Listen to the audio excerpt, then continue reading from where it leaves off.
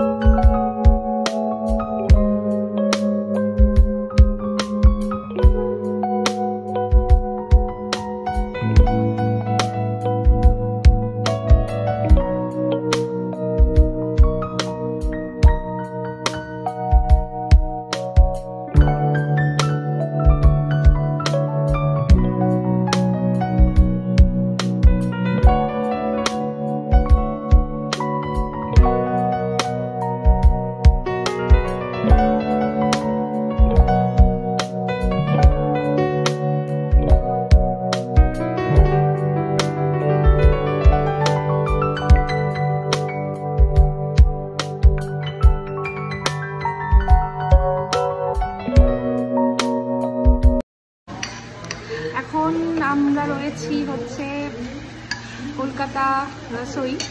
এটা হচ্ছে দিল্লি রোডে পড়ে।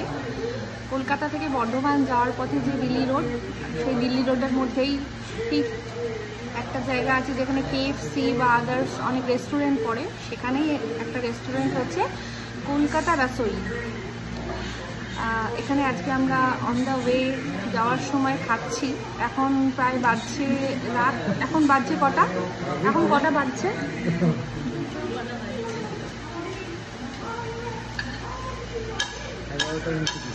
11:29 বাজছে। তো এখন রাতের খাবারটা আমরা এখানেই খাচ্ছি।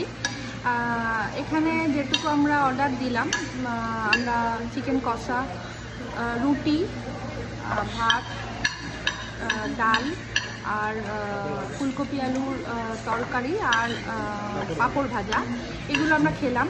আর তার সাথে ডেজার্টে আমরা গোলাপ জামুন খাচ্ছি। এখানে দাম অ্যাপ্রক্সিমেটলি নর্মাল, খুব বেশিও না আর খুব কমও না। আর তবে এটুকু বলবো যে যেহেতু এই হাইওয়ের এই পুরো রোডটাতে খাবার অনেক জায়গাতেই পাওয়া যায়, অনেক বড় রেস্টুরেন্টই রয়েছে, কিন্তু কোয়ালিটি এবং টেস্টের জায়গায় অনেক কম্প্রোমাইজ করতে হয়। কিন্তু এখানে সত্যি অসাধারণ টেস্ট, অসাধারণ। আমরা ঢোকার আগে সত্যি ভেবেছিলাম যে মেবি হয়তো খাবার ঠিকঠাক পাওয়া যাবে না, যেহেতু অনেকটাই ফাঁকা ফাঁকা। কিন্তু সত্যি বলছি, যে কেউ অনেক কাজেই, অনেক মানুষ বর্ধমান থেকে হোক, দুর্গাপুর থেকে হোক, আসানসোল থেকে হোক, এই রোডেই কলকাতা আসেন, অনেক কাজে ফেরেন, তারপর কাজ সেরে সারাদিন পর। তো অবশ্যই এখানে ট্রাই করবেন কলকাতা রসোই। এখানে খাবারের টেস্ট সত্যি অসাধারণ আর নর্মাল বাজেটের মধ্যেই, খুব একটা আহামরি বা বেশি না আর খুব একটা কমও না, নর্মাল বাজেটের মধ্যে। তো কাইন্ডলি অবশ্যই সবাই ট্রাই করবেন। আর কেমন লাগলো যদি কেউ এসে থাকেন, কারোর যদি কিছু কমেন্টস থাকে অবশ্যই কমেন্ট বক্সে লিখতে পারেন। আর অবশ্যই কারোর যদি কিছু মন্তব্য থাকে এই ভিডিওটার এগেনস্টে অবশ্যই জানাতে পারেন। Thank you.